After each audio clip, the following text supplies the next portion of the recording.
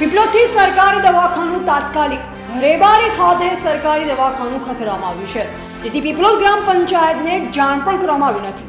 કોના ઈશારે આ સરકારી દવાખાનું રેબારી ખાતે ખસેડવામાં આવ્યું, જે કારણે રોડ અકસ્માતના દર્દીને ખૂબ દૂર પડી જતું હોય અને સ્થાનિક દર્દી આજુબાજુના ગામના દર્દીને નાની મોટી બીમારીઓની દવા લેવા જવામાં ખૂબ મોટી મુશ્કેલી પડવાથી સ્થાનિક આગેવાનો તથા સરપંચ શ્રી બાબુભાઈ ફુલાભાઈ અને ગ્રામ પંચાયતના સભ્યો દ્વારા વિરોધ પ્રદર્શન કરવામાં આવ્યું. જે અનુસંધાને હમણાં જ તાત્કાલિક બધા ભેગા થઈ આપણે તાત્કાલિક જે સરકારી રેસિડેન્સી સ્ટાફ ડૉક્ટર છે તેમાં તાત્કાલિક સારવાર થાય તેમ છે, જેથી કોઈ પણ દર્દીને આટલે દૂર ન જવું પડે અને મુશ્કેલી ન પડે. જે અનુસંધાને આપણા પીપલોદ અને ગામના આગેવાનો ભેગા થઈ ગ્રામ પંચાયતમાં જઈ ઠરાવ કરી ઉપલા લેવલે રજૂઆત કરી આ હોસ્પિટલ કોઈ પણ સંજોગે પીપલોદ ગામમાં જ ચાલુ રહેવી જોઈએ તેવી વ્યવસ્થા કરવામાં આવે.